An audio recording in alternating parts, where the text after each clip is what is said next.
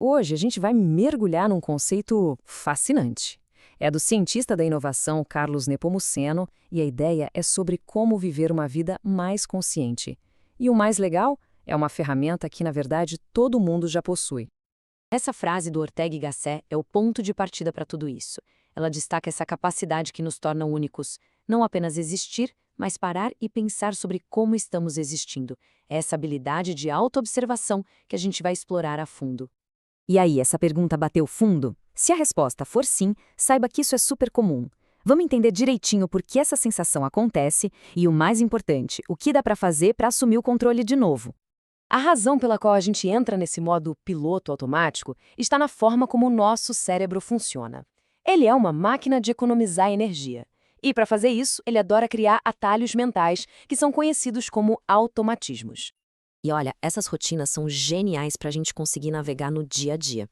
Sem elas, a gente ficaria paralisado, tendo que tomar milhares de decisões o tempo todo, desde amarrar os sapatos até dirigir para o trabalho. Mas tem um porém. Essa estratégia, que é tão eficiente, também esconde um perigo. O problema começa quando esses padrões automáticos ficam velhos, sabe? Obsoletos, quando eles já não servem mais aos nossos interesses de hoje. E aqui a gente vê o conflito central.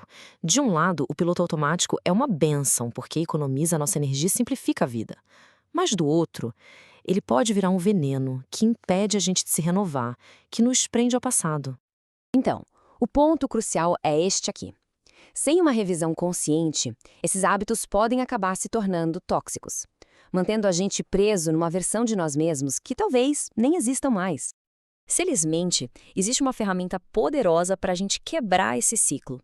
E essa ferramenta é justamente a capacidade de pensar sobre o próprio pensar. Essa é a chave para retomar as rédeas e impulsionar a nossa evolução. Essa é a tal da meta-reflexão. É a habilidade de examinar conscientemente a nossa programação mental e decidir se ela ainda faz sentido ou se precisa de uma atualização. É como se fosse o nosso sistema de controle de qualidade interno. Isso mesmo, é tipo fazer uma atualização no nosso software existencial. Vamos ver agora como esse processo se desdobra em 2 passos bem práticos e transformadores.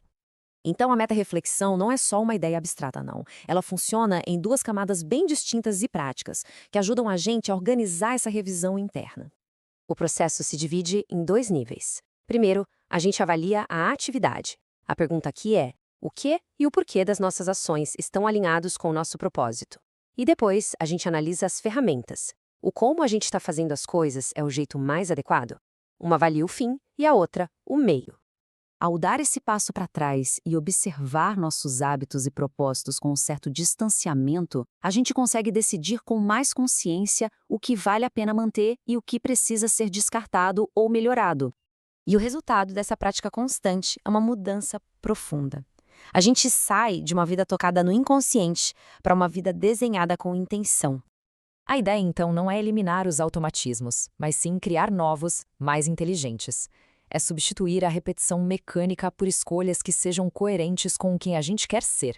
Construir hábitos que nos impulsionam para o futuro e não que nos acorrentam ao passado. E essa frase ilustra de um jeito brilhante a recompensa final de tudo isso.